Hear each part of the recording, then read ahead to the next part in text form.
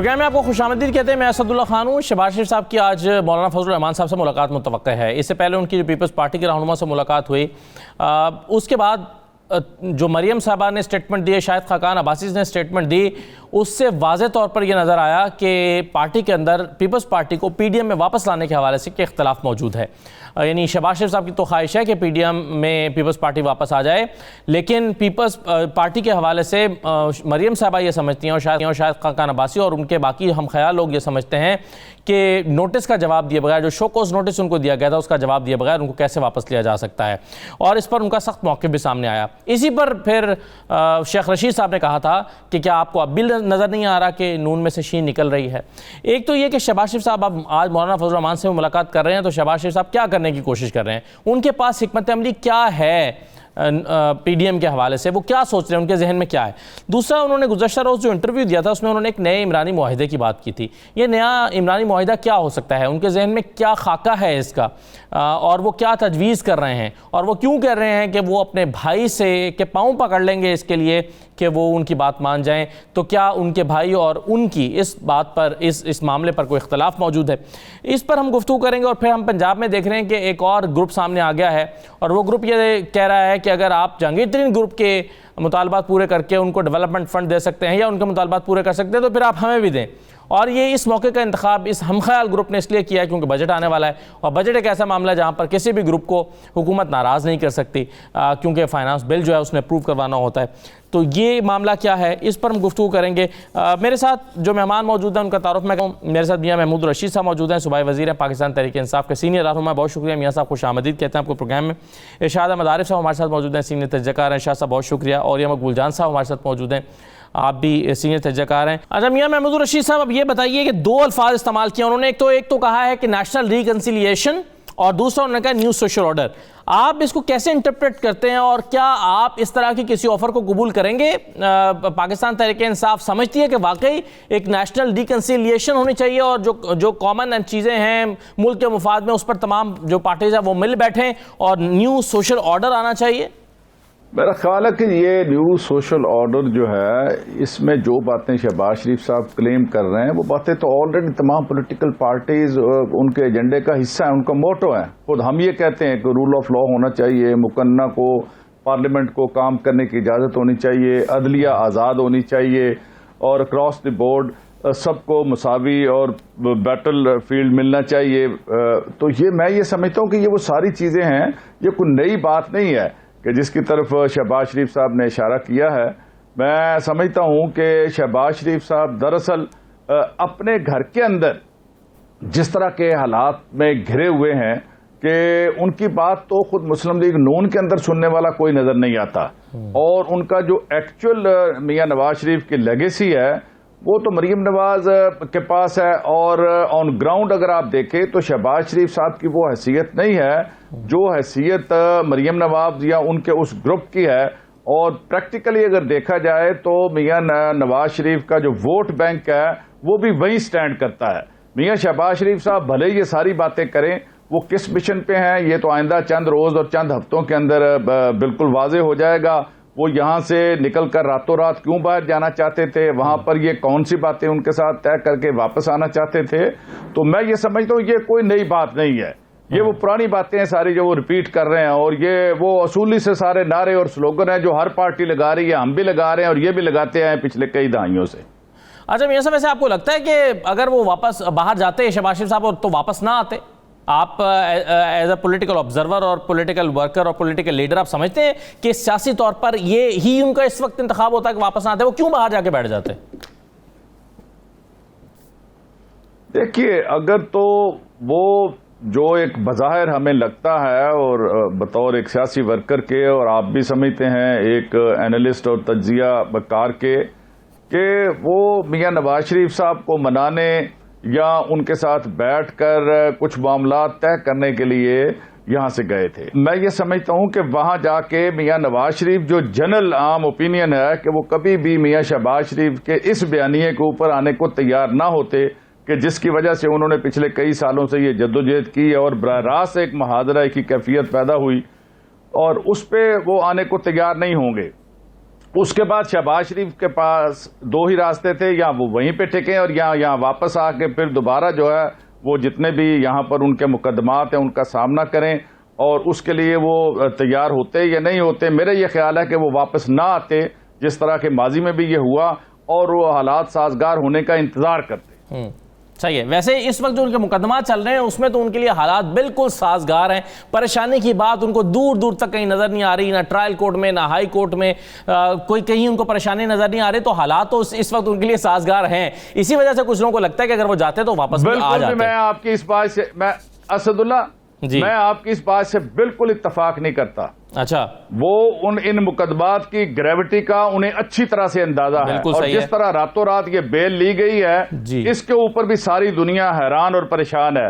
ان کا جو حدیبیہ پیپر مل والا کیس ہے وہ دوبارہ ایک ہفتے کے بعد کھلنے جا رہا ہے، تو یہ اتنے سالڈ قسم کے کنکریٹ دلائل کے ساتھ اور حقائق کے ساتھ یہ کیسز ہیں، ان ثبوتوں کے ساتھ، کہ اس سے کسی طرح بھی وہ جو بات آپ کہہ رہے ہیں وہ بات اس کے الٹ مجھے نظر آ رہا ہے۔ رائٹ صحیح، آپ کہہ رہے ہیں کہ آپ اتفاق نہیں کرتے، لیکن جو میرا نقطہ نظر تھا وہ یہ تھا کہ اگر ان کے لیے یہ منی لانڈرنگ کا جو کیس ہے وہ خطرناک ہے تو شاید یہ 1.5-2 سال بعد ہوگا، کیونکہ ابھی ٹرائل جس نہج پر کھڑا ہوا ہے وہاں پر خطرے کی بات کوئی نہیں، کیونکہ 110 میں سے 10 گواہان کے بیان ریکارڈ ہوئے ہیں، تو اس میں بھی دیر ہے۔ اگر وہ ان کو نظر آئے گا، میرا تجزیہ یہ ہے کہ اگر ان کو نظر آئے گا کہ اب میں پھنس رہا ہوں، تو پھر اگر انہوں نے بھاگنا ہوگا تو بھاگیں گے نا، اس موقع پر شاید گنجائش ہے۔ میرا نقطہ نظر یہ تھا۔ بہرحال میں ارشاد صاحب کا پوائنٹ لیتا ہوں۔ ارشاد صاحب مجھے یہ بتائیے، یہ نیو سوشل آرڈر کی بات کر رہے ہیں اور نیشنل ریکنسیلیشن کی بات کر رہے ہیں، اور ایک تو یہ اس سے ان کی کیا مراد ہے آپ کے خیال میں، آپ کا تجزیہ کیا ہے؟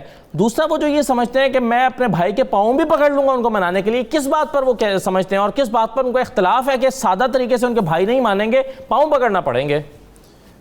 دیکھیں، دو چیزیں ہیں۔ پہلی بات تو یہ ہے کہ میاں شہباز شریف صاحب کا مفاہمت کے حوالے سے یا مفاہمتی سیاست کے حوالے سے نقطہ نظر آج کا نہیں ہے۔ جب میاں نواز شریف صاحب اپنی خاندان سمیت سعودی عرب جا رہے تھے جلاوطنی اختیار کر کے، رضاکارانہ جلاوطنی اختیار کر کے، کیونکہ وہ جیل میں رہنا نہیں چاہتے تھے، جیل کی صعوبتیں برداشت نہیں کر پا رہے تھے، اس وقت شہباز شریف صاحب یہاں رہنا چاہتے تھے۔ حالانکہ عام طور پر شہرت یہ ہے کہ اس خاندان میں شہباز شریف صاحب جو ہیں وہ مصلحت پسند ہیں اور وہ کوئی بہادر آدمی نہیں ہے اور دلیر آدمی نواز شریف صاحب ہیں، لیکن ہر دفعہ ملک سے یا مشکلات سے جو بھاگے ہیں وہ نواز شریف صاحب بھاگے ہیں، شہباز شریف صاحب نہیں ہوا ایسا۔ اس وقت بھی وہ یہی چاہتے تھے، اب بھی ان کا نقطہ نظر یہی ہے کہ مفاہمتی پالیسی ملک کے بھی حق میں ہے، مسلم لیگ نون کے بھی حق میں ہے اور ان کے اپنے خاندان کے بھی حق میں ہے، اور تصادم کی پالیسی سے ملک کو بھی نقصان ہے، مسلم لیگ کو بھی نقصان ہے، اور شریف خاندان کو بھی کوئی فائدہ آج تک نہیں پہنچا، آئندہ کیا پہنچ سکتا ہے۔ تو اس حوالے سے تو ہم شہباز شریف صاحب کو یہ نہیں کہہ سکتے کہ وہ کسی وقتی مصلحت کے تحت ایسا کرنا چاہ رہے ہیں۔ مصلحتیں تو ہوتی ہیں، سیاستدان مصلحتوں کا شکار ہوتے ہیں، لیکن یہ ان کی پالیسی جو ہے اس میں ایک تسلسل ہے، ایک تواتر ہے، اور اگر وہ اپنے بھائی کی منتیں کر کے منوانا چاہ رہے ہیں تو یہ ان کے بھائی کے بھی حق میں ہے، ان کے خاندان کے بھی حق میں ہے کہ ابھی تصادم کی پالیسی سے حاصل کیا ہوا ہے نواز شریف صاحب کو یا مریم نواز صاحبہ کو یا مسلم لیگ نون کو۔ ایک پارٹی جو 2/3 میجارٹی کے ساتھ حکومت میں بیٹھی ہوئی تھی، وہ پنجاب کے ایک مخصوص حصے تک محدود ہو کے رہ گئی ہے، سینٹرل پنجاب کی پارٹی بن کر رہ گئی ہے، تو یہ کوئی دانائی یا دانش مندی تو بالکل نہیں ہے، اور یہ بیانیے کی مقبولیت بھی نہیں ہے۔ اگر بیانیہ اتنا ہی مقبول ہوتا تو پھر تو 2018 کے الیکشن میں اسی طرح ووٹ پڑتے جس طرح 2013 میں پڑے تھے، ایسا تو نہیں ہوا، بالکل الٹ ہوا اس کا۔ تو اس لیے یہ جو مفاہمتی بیانیہ ہے یہ شہباز شریف صاحب کا اپنا بیانیہ ہے، اور میں سمجھتا ہوں پارٹی کے اندر مقبول ہے۔ پارٹی کی اکثریت جو ہے، جو الیکٹیبلز ہیں، جو سیاست کرنا چاہتے ہیں، انتخابی سیاست کرنا چاہتے ہیں، دیکھیں یہ کوئی انقلابی پارٹی نہیں ہے، یہ کوئی ایسی پارٹی نہیں ہے جو ملک میں انقلاب لانا چاہتی ہے، یہ سیاست کے ذریعے اقتدار میں آنا چاہتی ہے، یہ مزاحمتی پارٹی بھی نہیں ہے، نہ تھی، نہ ہے، نہ کبھی ہوگی، اور نواز شریف خاندان بھی کبھی کوئی مزاحمتی خاندان نہیں ہے، نواز شریف صاحب کی چگویرا نہیں ہے، یہ بالکل ایک جو ہے اقتدار کے خواہاں سیاستدان ہے، جو ان کا حق ہے، ہر سیاستدان کا حق ہے کہ وہ اقتدار ویسے یہاں جو اب جو بات ہو رہی ہے نیشنل ریکنسیلیشن کی اور سوشل کانٹیکٹ کی یا سوشل آرڈر کی، اصل میں ہمارے سیاستدان جب کوئی لفظ بولتے ہیں نا، اس کے نہ مفہوم پر غور کرتے ہیں نہ اپنے رویے پر غور کرتے ہیں. وہ ایک بے معنی لفظ بولے جاتے ہیں ہماری سیاست میں. یہ ایک عجیب المیہ ہے ہمارا. یہ جب اقتدار میں خود آئے تھے ریکنسیلیشن کی بات تو نواز شریف صاحب جب جدہ سے واپس آئے اس وقت بھی کیا کرتے تھے.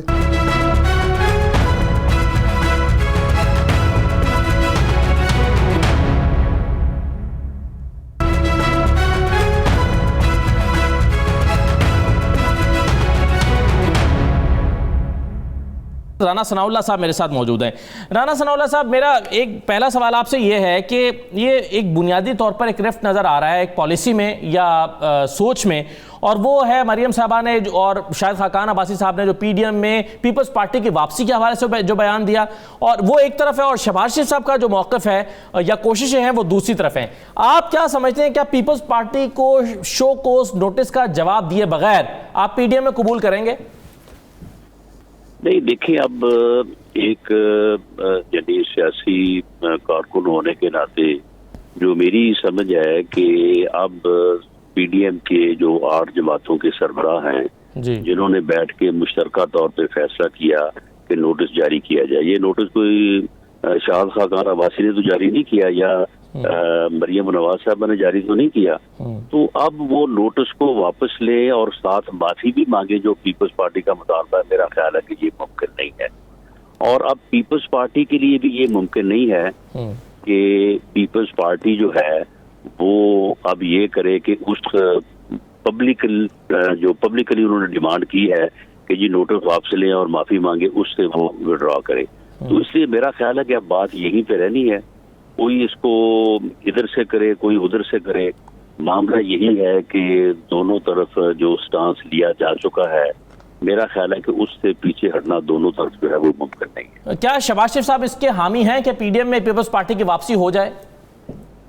دیکھیں، شہباز شریف صاحب اس بات کے حامی ہیں، لیکن میرا نہیں خیال کہ شہباز شریف صاحب کی کوشش سے پیپلز پارٹی نوٹس کا جواب دینے پہ رضامند ہوگی، اور نوٹس واپس لینا اور معافی مانگنا اس کے اوپر پی ڈی ایم کے جو 8 جماعتوں کے سربراہ ہیں وہ رضامند ہوں گے.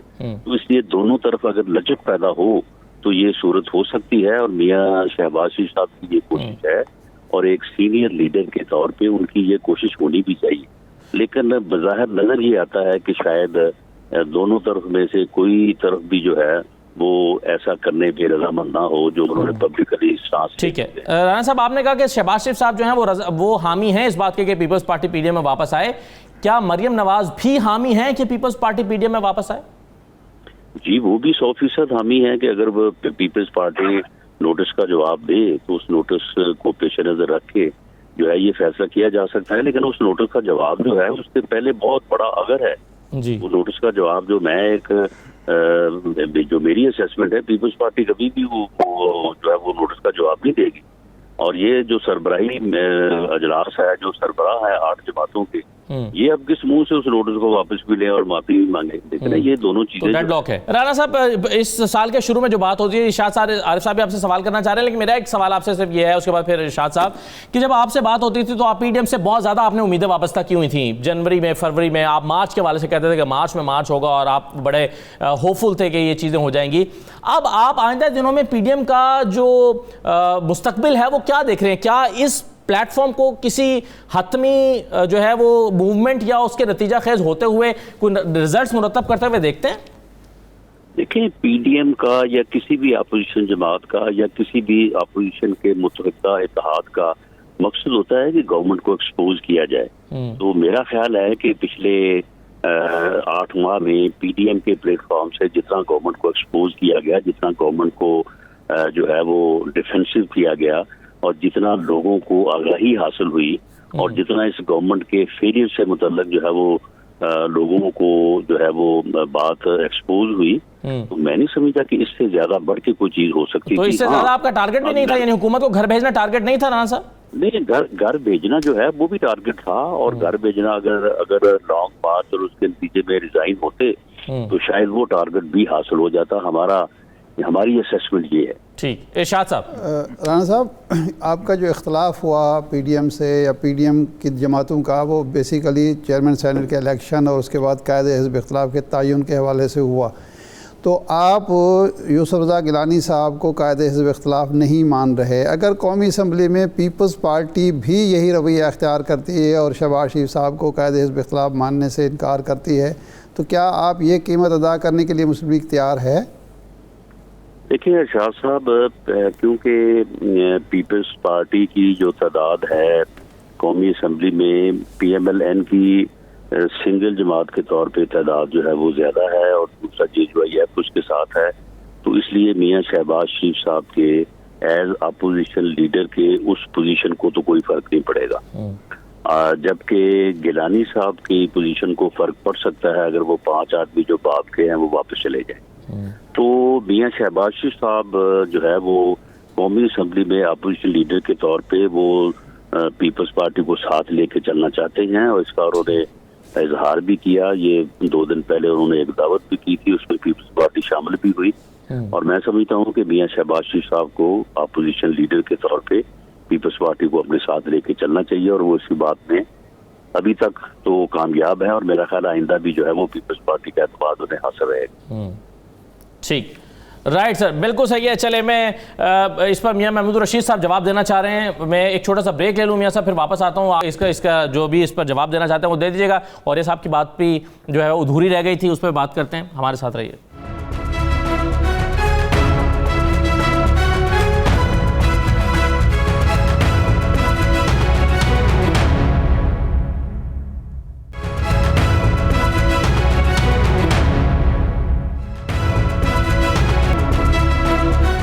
دوبارہ خوش آمدید کہتے ہیں میاں محمود الرشید صاحب۔ آپ ابھی بات سن رہے تھے رانا ثناء اللہ صاحب کی، وہ کہہ رہے تھے کہ ہم نے بہت کچھ اچیو کیا ہے، ایک لوگوں میں اویئرنیس پیدا کی ہے، ان کو بتایا ہے، گورنمنٹ کو ایکسپوز کیا ہے، اور کامیابی بھی حاصل کی ہے ضمنی انتخابات میں، تو پی ڈی ایم ناکام تو ہوئی نہیں ہے، یہ ان کا ماننا ہے۔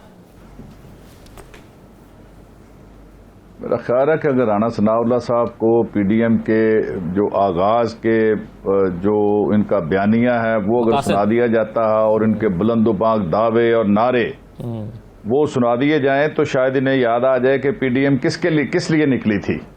یہ جو تاریخوں پہ تاریخیں وہ دے رہے تھے کہ ہم انہیں گھر بھیج دیں گے، اور انہیں گھر بھیجتے بھیجتے پی ڈی ایم خود گھر چلی گئی، اور میں سمجھتا ہوں اس سے دلچسپ صورتحال کبھی نہیں ہوئی کہ حکومت کے خلاف ایک الائنس بنتا ہے، جو پہلے روز سے ہم تو یہ سمجھتے تھے یہ بھانمتی کا کنبہ ہے، یہ اکٹھے 2 قدم بھی آگے مزید نہیں چل سکیں گے، لیکن ان کی ہمت ہے، یہ 4-6 مہینے یہ چل گئے، اور اس کے بعد اب یہ بام برسے پیکار ہیں۔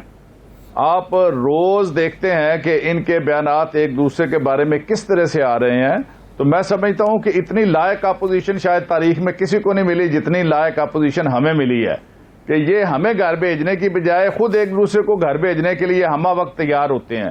اس لیے ہمیں اس اپوزیشن سے نہ پہلے کوئی خطرہ تھا نہ اب کوئی خطرہ ہے۔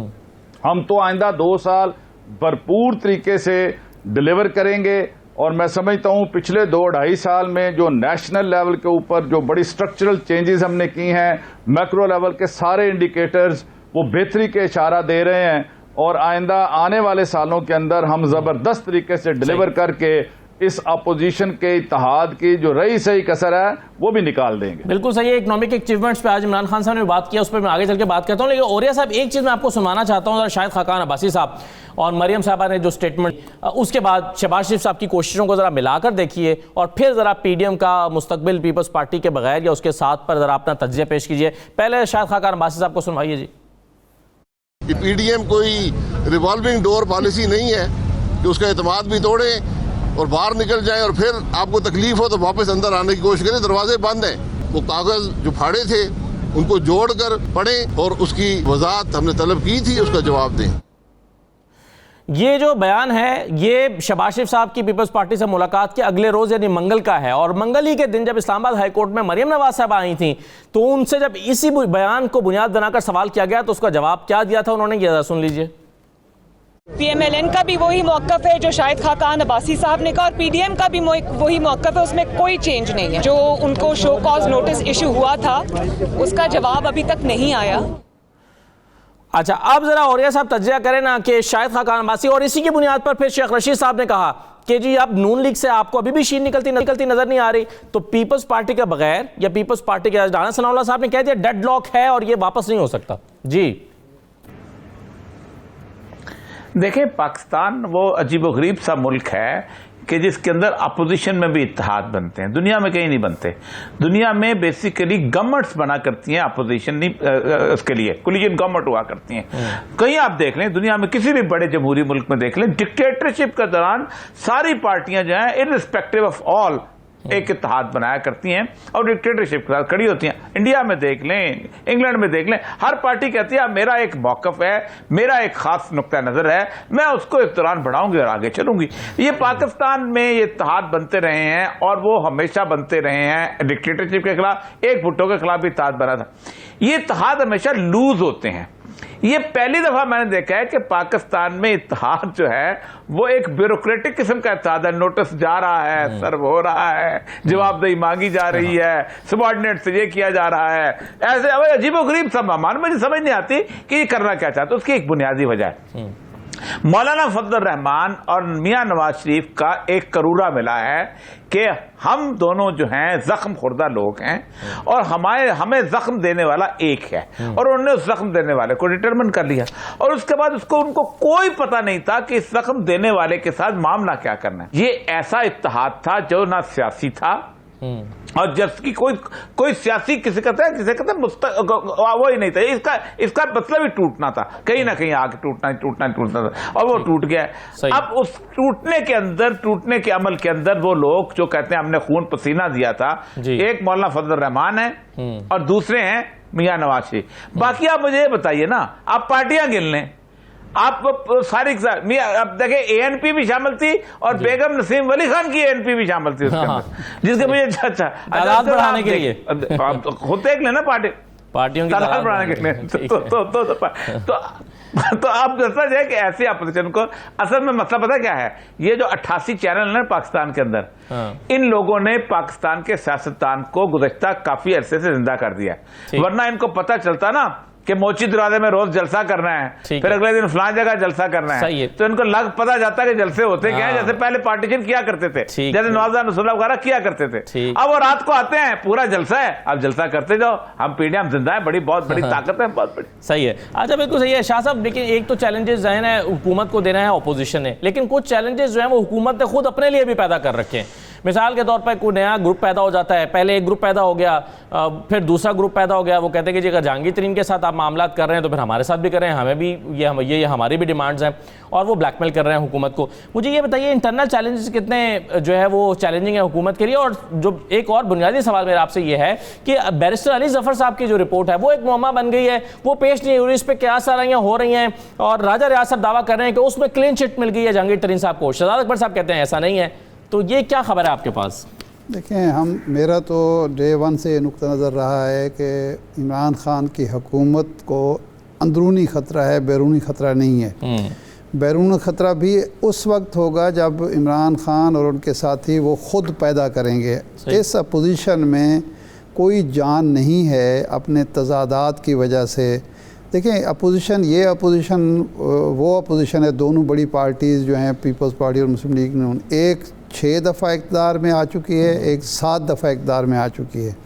یعنی صوبے اور قومی کو ملا کے 6 دفعہ مسلم لیگ نون اقتدار میں ہے. یعنی یہ نواز شریف صاحب کے میں وہ کر رہا ہوں, اس سے پہلے تو مسلم لیگ 2-3 دفعہ پہلے بھی آ چکی ہے. لیکن یہ اگر ہم 70 کے بعد کی دیکھیں تو 6 دفعہ مسلم لیگ نون آئی ہے جو میاں صاحب کی ہے, میاں صاحب اقتدار میں ہے, کسی نے کیسے 7 دفعہ ہوا ہے. ان کے اپنے اتنے تضادات ہیں کہ ان کی کریڈیبلٹی ہی نہیں ہے کہ لوگ ان کو چوائس کے طور پر ابھی دیکھ رہے ہیں. عمران خان صاحب کے لیے چیلنجز جو بھی ہیں وہ انٹرنل ہیں یا ایکسٹرنل ہیں, ان کے اپنے پیدا کردہ ہیں, اپنی غلطیوں کی وجہ سے, اپنی خامیوں کی وجہ سے, نان پرفارمنس جو ہے اس کی وجہ سے ہے. اور اس کو ہینڈل کرنے کا بھی طریقہ کار ابھی تک تو ہمیں سمجھ نہیں آ رہا کہ کیا سیاسی طریقے سے اپنے ہی دوست, اپنے ہی ساتھی, اپنے ہی حلیف, اپنے ہی پارٹی کے ارکان کو ہینڈل نہیں کیا جا سکتا. کیا اس کے لیے ہینڈل کرنے کا یہ طریقہ ہے کہ یہ کمیٹی بنا دی جائے اور یہ رپورٹ تیار ہو جائے؟ بھائی آپ کہ وہ ساتھی ہیں، قریبی ساتھی ہیں، آپ کی حکومت ان کے زور بازو سے قائم ہے، وہ آپ کے لیے ایک سیریس تھریٹ ہیں، تو ایک اجلاس بلائیں، خود خان صاحب ان سب لوگوں کو بلائیں، بٹھائیں، اور لیڈر کے طور پر جو لیڈر کا کام ہوتا ہے ان کی جھاڑ جھپٹ بھی کریں، ان کی ڈانٹ پلائیں ان کو، اور انہیں کہیں کہ آپ سیدھے ہو جائیں، اور انہیں ان پر واضح کر دیں کہ جناب والا زیادتی کسی سے نہیں ہوگی، لیکن جس کا جو قابل احتساب ہے اس کا احتساب ہوگا، کوئی رکاوٹ نہیں ڈالی جا سکتی۔ آپ وہ ایک بزدار صاحب مل رہے ہیں، کسی سے وہ صاحب مل رہے ہیں، کسی سے یہ صاحب مل رہے ہیں، یہ حکمرانی کا حکومت جو ہے وہ اکثریت سے قائم ہوتی ہے اور حکمت سے برقرار رہتی ہے۔ اکثریت کے زور پر آپ برقرار نہیں رکھ سکتے، کیونکہ اکثریت کسی وقت بھی اقلیت میں بدل سکتی ہے، اور جو اس وقت پنجاب میں ہے۔ اور پنجاب میں مسئلہ کیا بنا ہوا ہے؟ جو مسئلہ ہے بنیادی، جو وجہ شکایت ہے، بون آف کنٹینشن جو ہے، اس کو آپ دور کرنے کے لیے تیار نہیں ہیں۔ وہ کیا ہے؟ وہ آپ اپنا محمود رشید صاحب بتا سکتے ہیں ان کا کیا مطالبہ ہے کہ کس آدمی کی وجہ سے سارے مسائل پیدا ہو رہے ہیں، اس کو آپ ایڈریس کرنے کے لیے تیار نہیں ہیں۔ ان کو خطرہ ہے کہ اگر اس آدمی کو ہٹایا تو اور مسائل پیدا ہو جائیں گے۔ نہیں ہوں گے، مطلب یہ کیسے ہو سکتے ہیں؟ اس لیے کہ 3 سال میں آپ نے دیکھ لیا، ایک ختم ہوتا ہے مسئلہ، دوسرا شروع ہو جاتا ہے۔ تو میرا خیال ہے عمران خان صاحب کو اب پارٹی اور حکومت دونوں پر گرفت کی ایک ہی صورت ہے کہ خود معاملات ہاتھ میں لیں، اور جو ایک لیڈر کا ہوتا ہے، یہ کیا بات ہے، ایک وزیر کا منہ کسی طرف ہے، دوسرے وزیر کا کسی طرف ہے، کہیں پتہ چلتا ہے کہ جی کوئی مشیر طاقتور ہو گیا ہے، کہیں وزیر صاحب کچھ کر رہے ہیں، کہیں ارکان اسمبلی، اس طرح تو کبھی نہیں ہم نے دیکھا۔ کہا جاتا ہے کہ جمہوریت میں یہ سارا کچھ ہوتا ہے، لیکن وہ ہوتا ہے پارلیمانی پارٹی کے اندر ہوتا ہے، اجلاسوں کے اندر ہوتا ہے، یہ پبلکلی کبھی بھی نہیں ہوتا کہ جناب ایک دوسرے پر الزام تراشی ٹی وی پر بیٹھ کر ہو رہی ہے، اور وہ آدمی جو ہے ایک طرف کہا جاتا ہے کہ ہم بلیک میل نہیں ہوں گے، دوسری طرف جناب بلیک میلنگ ہو بھی رہی ہے اور بلیک میل ہو بھی رہی ہے حکومت۔ تو میرا خیال ہے اب 2 سال رہ گئے ہیں، اس سے آپ کم از کم جو آپ کو نقصان ہو رہا ہے کہ سیاسی استحکام کا تاثر نہیں مل رہا، یہ تاثر نہیں مل رہا کہ اگلے 2 سال تک یہ حکومت کچھ پرفارم کر سکتی ہے، پرفارم کر رہی ہوگی، لیکن جب ہر چوتھے دن ایک خبر آئے گی کہ اس گروپ کی پی ڈی ایم کی وجہ سے حکومت جا رہی ہے، اس گروپ کی وجہ سے حکومت جا رہی ہے، اس گروپ کی وجہ سے بجٹ پاس نہیں ہو رہا، تو آپ کو استحکام کا تاثر نہیں ملتا، اور یہ سب سے بڑا کسی حکومت کے لیے ہوتا ہے۔ اور پھر ایک بات، حکومت کے لیے ہمیشہ امن درکار ہوتا ہے، استحکام درکار ہوتا ہے۔ یہ لڑائی جھگڑا فساد جو ہے اپوزیشن کو سازگار ہے، اپوزیشن کا اس میں فائدہ ہوتا ہے محاذ آرائی کا۔ حکومت جو ہے کبھی محاذ آرائی کی طرف نہیں جاتی، جو ہماری موجودہ حکومت اپنے لوگوں سے بھی محاذ آرائی برقرار ہے، کمپرومائز کریں، کیونکہ کمپرومائز نہ دیکھیں، کمپرومائز ہوتا ہے ایشوز پہ، احتساب پہ اور کمپرومائز نہ کریں، لیکن جو افراد حکومت کا اصول موقف ہے کہ ہم ڈیولپمنٹ فنڈ نہیں دیں گے، یہاں ہر بندہ کہتا ہے ہمیں ڈیولپمنٹ فنڈ دیں، ہم اگلا الیکشن کیسے لڑیں گے؟ کسی کو نہیں مل رہا تو بالکل نہیں ہے، اگر لیکن چند لوگوں کو مل رہا اور چند کو نہ ملے۔ ٹھیک ہے، چلیں میاں محمود رشید صاحب، سر یہ ایک شہاب الدین خان، ملک غضنفر چھینا، سردار محی الدین کھوسا، عامر عنایت خان اور پھر 15 لوگ ان کے ساتھ ہیں، یہ ایک نیا گروپ بن کے آ گیا، اور کہہ رہے ہیں کہ اگر آپ اس گروپ کو سیٹسفائی کرتے ہیں تو پھر جناب ہمارے گروپ کو بھی سیٹسفائی کریں۔ اگر اتنے گروپس ایک پارٹی کے اندر بنیں گے تو وہ پارٹی کیسے چلے گی، اس کا نظام اور حکومت کیسے چلے گی؟ میرا خیال ہے جی کہ یہ میڈیا کا کمال ہے، یہ گروپوں کو بنا دینا، کھڑے کر دینا اور پھر انہیں تگڑے کر دینا اور دکھانا کہ حکومت جا رہی ہے ان گروپوں کی زد میں آ کے۔ کوئی اس طرح کے حالات نہیں ہیں، تو وہ عیسائی ہو رہے ہیں، اس کو سر ان عیسائیوں کی فنڈنگ جو ہے وہ میڈیا والے کرتے ہیں، عیسائیوں کی فنڈنگ۔ دیکھیں عشائیہ کرنا کوئی بری بات نہیں ہے، یہ بھی ایک نئی جہت ہے ہماری پالیٹکس کی کہ آپ ایک گھٹن کے ماحول میں سب کو ایک لٹ کے ساتھ ہانک کے چلیں، یا لوگوں کو تھوڑا سا آزاد ماحول دیں۔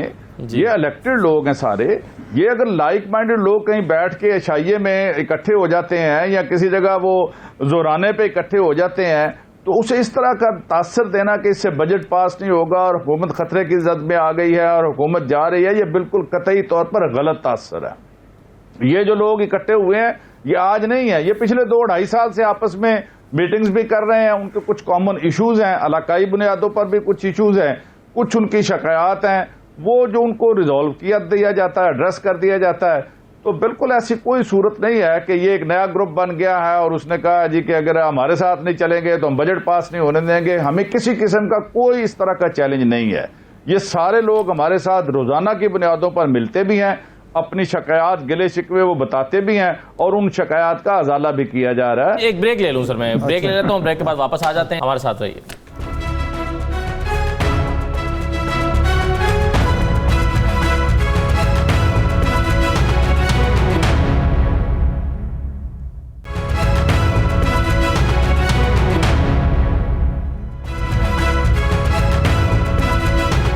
دوبارہ خوش آمدید کہتے ہیں. ارشاد صاحب آپ کچھ کہنا چاہ رہے تھے. میاں محمود رشید صاحب کہہ رہے تھے بریک پہ جانے سے پہلے یہ تعصب بالکل غلط ہے کہ کوئی گروپنگ ہو رہی ہے اور حکومت اس سے بلیک میل ہو رہی ہے اور حکومت کو کوئی ڈر ہے کہ بجٹ پاس نہیں ہوگا. ارشاد صاحب دیکھیں, اگر کچھ بھی نہیں تھا تو عمران خان صاحب نے ایک مرکز میں کمیٹی بنائی وزیروں کی, وہ ملے اس گروپ سے.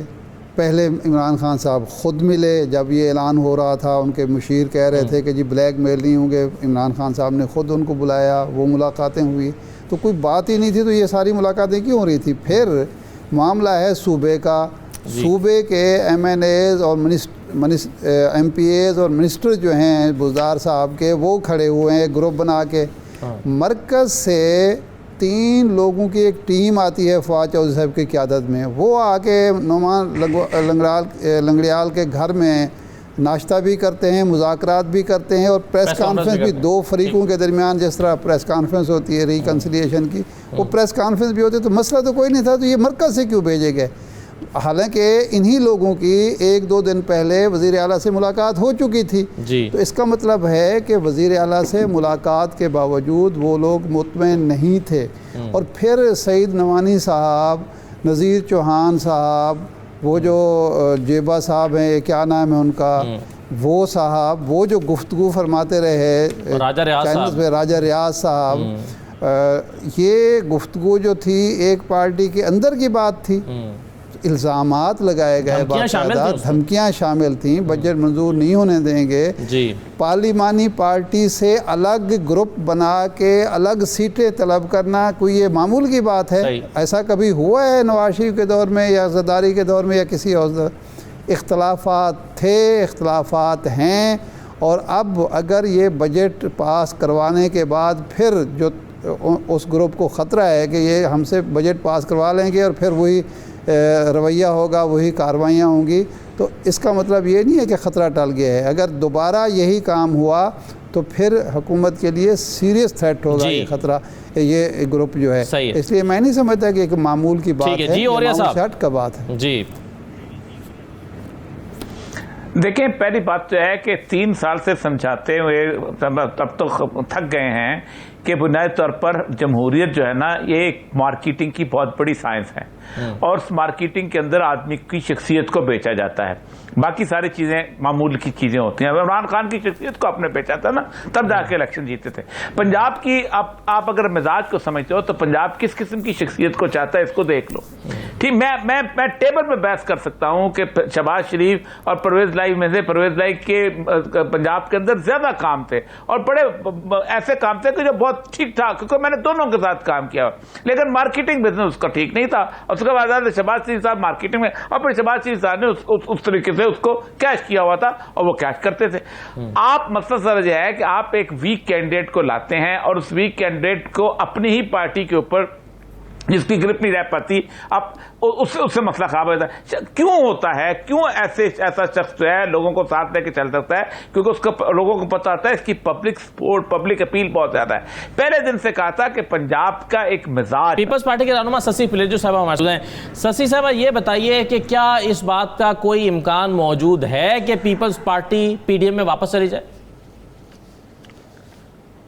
دیکھیں, پاکستان پیپلز پارٹی وہ جماعت ہے جس نے پی ڈی ایم بنایا تھا, کاوشیں لی, کوششیں لی, بڑا ہی اہم اتحاد یہ رہا ہے.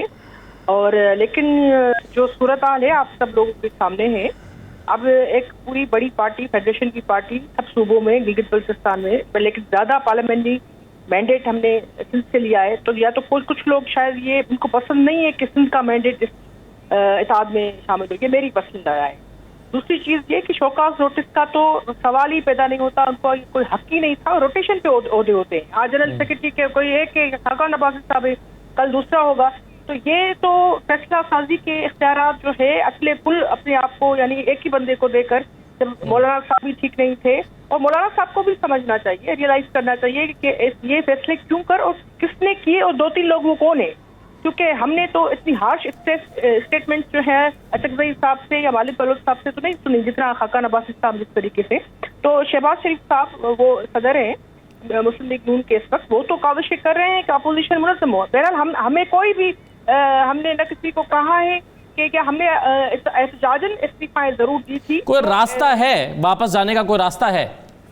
ہم نے نہیں نہ کسی کو کہا ہے نہ کچھ. ہمیں تو میٹنگ میں 2 میں نہیں بلایا. ابھی 29 تاریخ کی میٹنگ کو ہم دیکھنا چاہتے ہیں کہ استعفائیں دے نا، جن کی وجہ سے یہ اصولوں کی جنگ لڑ رہے تھے اور ہمیں برا بھلا کہہ رہے تھے، تو استعفائیں دیں، لانگ مارچ کریں. اور مولانا صاحب سچے صاحبہ ویسے تو اس وقت پی ایم ایل این کا موقف یہ ہے، پی ایم ایل این سے مراد میری مریم صاحبہ کا موقف یہ ہے، شاید خاقان عباسی صاحب کا موقف یہ ہے کہ پہلے نوٹس کا جواب دیں، اگر واپس آنا ہے تو پھر واپس آئیں. یہ تو کوئی اس کا تو کوئی امکان ہی نہیں ہے. لیکن میرا سوال الگ ہے. میرا سوال یہ ہے کہ اگر وہ اپنے اس مطالبے سے وڈرا کر جاتے ہیں نوٹس کے جواب دینے. یہ کوئی لمیٹڈ پارٹی کمپنی نہیں ہے، اتحاد اطاعت کا کوئی آئین نہیں ہوتا. ایک ریزولوشن کی ضرورت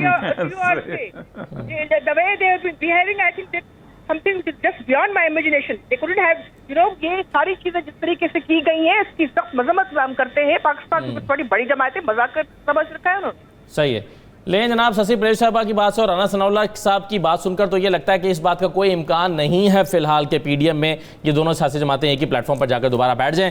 ارشاد صاحب ایک چیز اب مجھے یہ بتا دیجئے کہ یہ عمران خان صاحب کے آج انہوں نے کہا کہ میں تو نیوٹرل امپائرز کو لے کر آتا تھا. سنوا بھی دیجیے گا عمران خان صاحب نے جو آج اپنی 3.94 فگر کے حوالے سے کیا سٹیٹمنٹ دیا، ذرا بتائیے، دکھائیے. اللہ کا بڑا کرم ہے کہ وہ بڑے مشکل وقت سے ہم نکلے.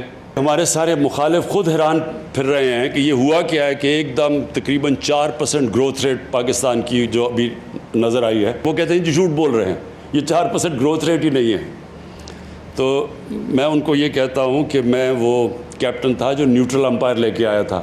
ہم دھاندلی سے جیتنے والے نہیں ہیں، ہم نیوٹرل امپائر سے جیتنے والے ہیں.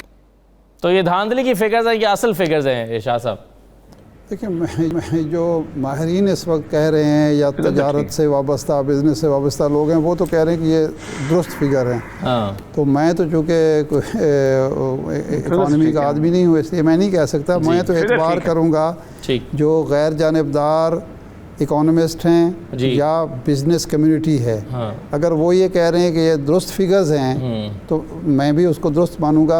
اپوزیشن کا کام اگر مخالفت برائے مخالفت ہے تو ہمیں تو زیب نہیں دیتا. اور یہ صاحب کتنے بڑی اچیومنٹ ہے سر. اب کل سے بجٹ کا بھی معاملات یعنی اب ایک طرح سے تو شروع ہو ہی گئے ہیں اور اس پر ہم بھی ٹرانسمیشن اپنی لانچ کر رہے ہیں، منڈے سے شروع کر رہے ہیں بجٹ. دیکھیں میں سمجھتا ہوں کہ کوئی خاص اللہ کا کرم ہوا ہے. یہ 3-4 جو ریزلٹس بنے، پہلی بات تو یہ کہ ٹیسیان والا کیس میں چونکہ ڈی سی چاہی رہا ہوں اور وہ بی ایچ پی میرے سامنے ہوا تھا اور وہیں پر تھا، ریکارڈ ایک تھا. یہ بہت بڑی اچیومنٹ، پہلے تو بہت بڑی اچیومنٹ یہ ہوئی ہے. دوسرا یہ جو فگرز ہیں اور یہ بھی کمال، اور اس کا پتہ آپ اندازہ کریں کہ کرونا پاکستان کے لیے نعمت بنا ہے. یعنی آپ کے اوپر جو جی ایس پی سٹیٹس نے اثر نہیں کیا، یعنی آپ کی مال خریدنا پڑ گیا، پروڈکشن آپ کی ریز ہوئی ہے. اور یہ میرا خیال ہے کہ خاص اللہ کا کرم ہوا ہے. عمران خان صاحب کو سجدہ شکر ادا کرنا چاہیے.